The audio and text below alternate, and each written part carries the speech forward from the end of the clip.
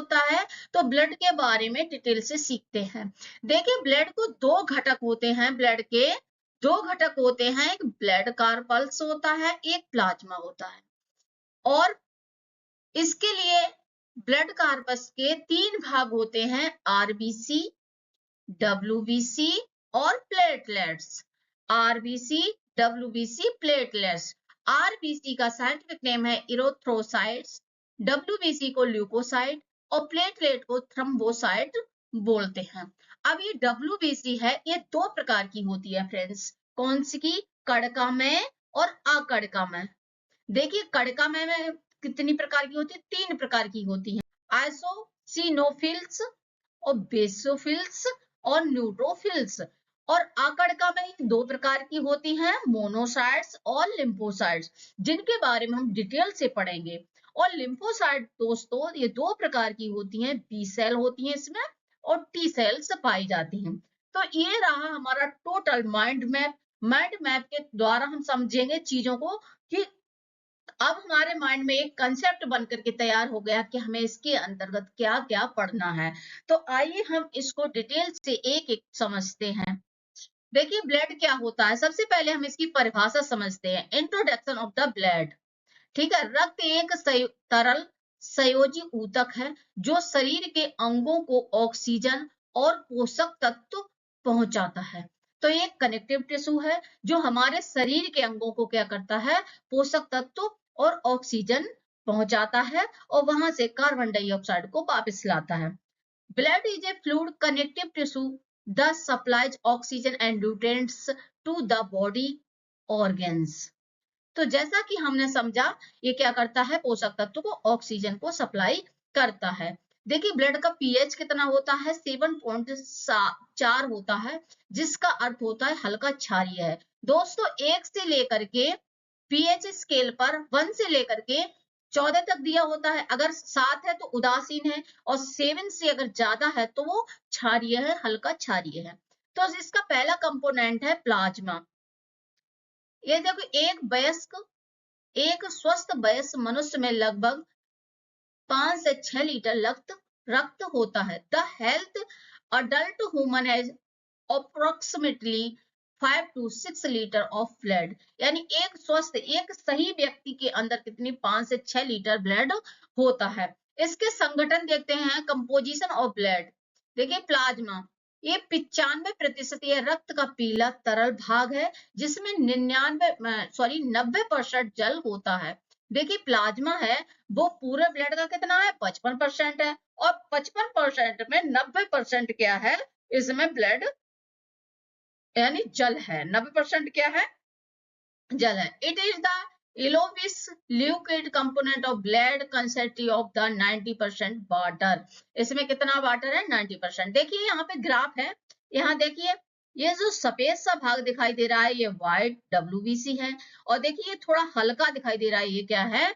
Plasma. और ये red दिखाई दे रहा है, ये आरबीसी है। तो आई होप आपको यहाँ तक समझ में आया होगा। प्लाज्मा पोषक तत्वों, हार्मोन्स, अपशिष्ट पदार्थों का परिवहन करता है। कौन करता है? प्लाज्मा करता है। तो हम इसको देखते हैं। दूसरा पहला हमने देख लिया प्लाज्मा कितने परसेंट होता है? 55% होता है। प्लाज्मा में कितने परसेंट जल पाया जाता है? 90% जल पाया जाता है। ये कैसा होता है? हल्का पीला होता है। और इसमें पोषक तत्व और अपशिष्ट पदार्थ का परिवहन होता है। देखिए दूसरा हम देखेंगे, यानी ब्लड सेल्स। ये कितनी होती हैं? ब्लड सेल्स कितनी होती हैं, जिसे रेड कार्पल्स बोलते हैं? ये होती है 45%। ये इन्हें बोलते हैं क्या? आरबीसी, यानी रेड कार्पल सेल्स। कोशिकाएं और इरेथ्रोसाइट, ये कोशिकाएं फेफड़ों से ऑक्सीजन को पूरे शरीर में ले जाती हैं। दोस्तों बहुत ही डिटेल में पढ़ें। देखिए फेफड़ों से पूरे शरीर में ये ऑक्सीजन ले जाती हैं। आगे देखते हैं इनका कार्य क्या होता है। गैसों का परिवहन, ट्रांसपोर्ट ऑफ गैस। ब्लड का कार्य क्या होता है? Transport of gas. ये ऑक्सीजन और कार्बन डाइऑक्साइड का आदान प्रदान करता है। ताप का नियंत्रण करता है, यह शरीर के तापमान को नियंत्रण बनाए रखता है। और ये सुरक्षा करता है, यह श्वेत कोशिकाएं हानिकारक बैक्टीरिया और वायरस को नष्ट करती हैं। White blood cells destroy and virus, ये क्या करती हैं? बैक्टीरिया एंड वायरस को क्या करती हैं? किल करती हैं। रक्त का निर्माण कहाँ होता है? तो बोन मैरो में होता है। पिलिया को रक्त का कब्रिस्तान कहते हैं। ये रहे हमारे महत्वपूर्ण बिंदु कुछ। अब इसमें हम आगे को एक एक डिटेल में समझते हैं, प्लाज्मा क्या है, सेल्स क्या है। देखिए प्लाज्मा के बारे में, एक हल्के पीले रंग का तरल होता है। यह रुधिर का 55 से 60% भाग होता है। पूरे रुधिर में, ब्लड में कितना होता है? 55 से 60% भाग होता है। इसमें 90 से 92% जल होता है और बाकी 8 से 10% में कई कार्बनिक अकार्बनिक पदार्थ होते हैं। देखिए दोस्तों, ये बहुत ही इंपॉर्टेंट होता है। इसमें कार्बनिक पदार्थ कौन से होते हैं, अकार्बनिक पदार्थ कौन से होते हैं। It contain 90 to 92% water and the remainder 8 to 9% consist of variation organic and inorganic substance। यानी कार्बनिक और अकार्बनिक कौन से तत्व पाए जाते हैं। देखिए अगर अकार्बनिक तत्वों की बात की जाए तो इसमें सोडियम कार्बोनेट और सोडियम बाइकार्बोनेट पाया जाता है। Inorganic subsistent mainly including sodium chloride and sodium bicarbonate. यानी इन लवणों के कारण रक्त हल्का कैसा होता है, क्षारीय होता है। कैसा होता है, हल्का क्षारीय होता है। इसी अगर कोई पूछे कि ब्लड क्षारीय क्यों होता है, तो किसके, सोडियम क्लोराइड सोडियम बाइकार्बोनेट के कारण रक्त कैसा होता है, क्षारीय होता है। देखिए कंपटीशन में ये बहुत ही इंपोर्टेंट। वेस्ट मटेरियल कौन सा, देखिए प्लाज्मा में अमोनिया होती है, यूरिया होती है, यूरिक अम्ल और शरीर के मुख्य उत्सर्जन पदार्थ हैं। देखिए हमने देखा कि ammonia, urea, uric acid are the main excretory product of the body. ये निकलने वाले महत्वपूर्ण पदार्थ हैं। आगे देखते हैं अकार्बनिक पदार्थ में। देखिए हमने देख लिया कौन कौन से होते हैं, जैसे ग्लूकोज होता है, अमीनो अम्ल होता है, बसीय अम्ल होता है, विटामिन पाई जाती है।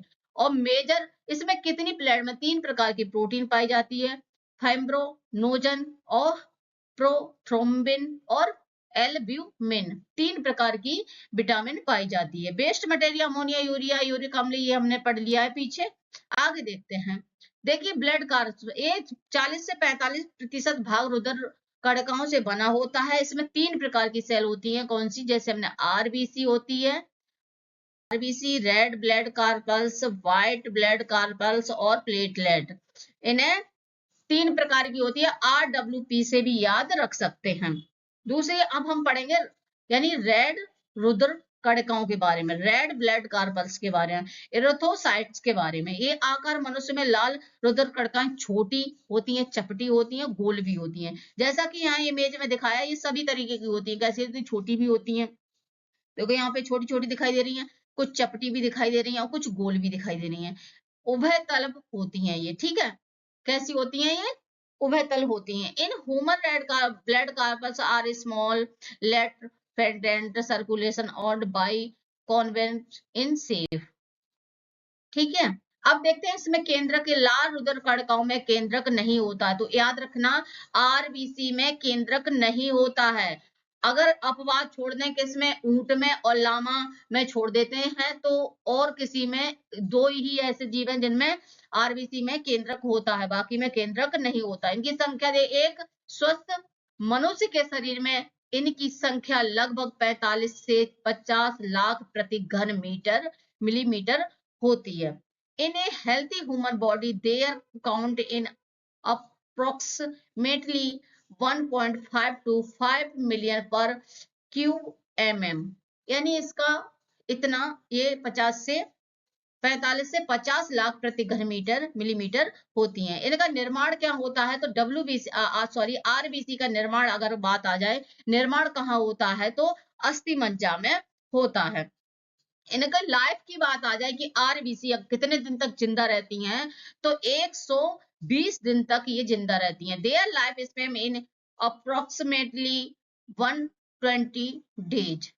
आगे देखते हैं हम व्हाइट ब्लड कार्पस ल्यूकोसाइट्स। विशेषताएं इसकी क्या है, हीमोग्लोबिन अनुपस्थित होने के कारण ये श्वेत रंग की होती हैं। देखिए इसमें क्या, हीमोग्लोबिन अनुपस्थित होता है, जो हीम नाम का वर्णक होता है वो इसमें नहीं पाया जाता है। इसमें देखिए दोस्तों केंद्रक होता है, जबकि आरबीसी में केंद्रक नहीं होता है। इनकी संख्या कितनी होती है, 5000 से 9000 प्रति घन मिलीमीटर तक होती है।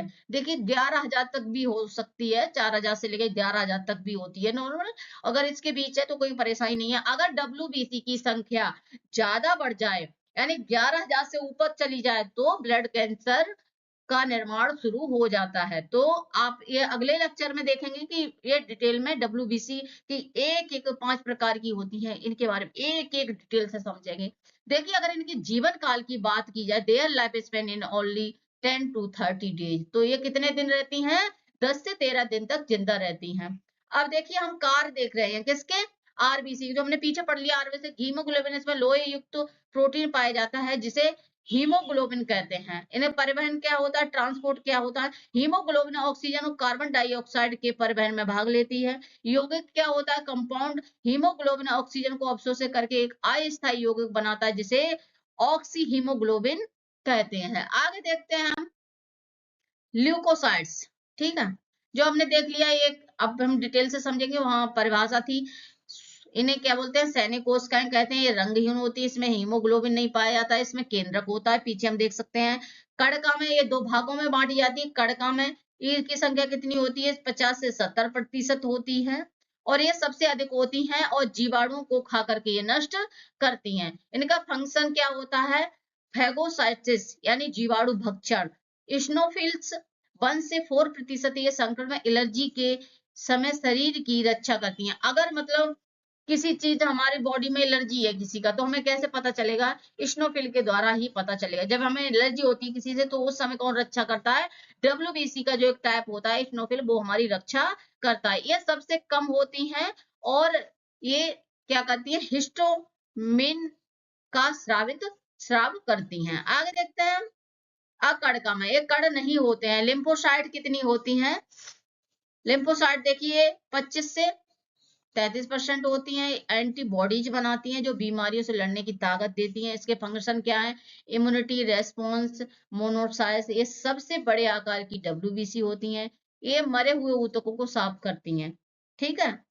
फंक्शन क्या है? याद रखने की धांसू ट्रिक हम बता रहे हैं आपको। देखिए ये हम इस तरीके से इसको याद करते हैं। क्रम देखो, हाईएस्ट ऑफ लोएस्ट। देखिए याद करने की, वाक्य याद कैसे करें? नेवर लेट मंकी ईट बनानास। देखो नेवर से क्या होती है? सबसे ज्यादा होती है, तो इसे बोलते हैं न्यूट्रोफिल्स। फिर देखिए लेट, लेट से बोलेंगे क्या? लिम्फोसाइट्स। मंकी से बोलेंगे मोनोसाइट, ठीक है, मोनोसाइट्स। और ईट, ईट से बनाएंगे इस्नोफिल, ठीक है, और बनाना से बनाएंगे बीसोफिल। हमें नेवर लेट मंकी ईट बनाना, तो इससे हमें इनको याद रख सकते हैं।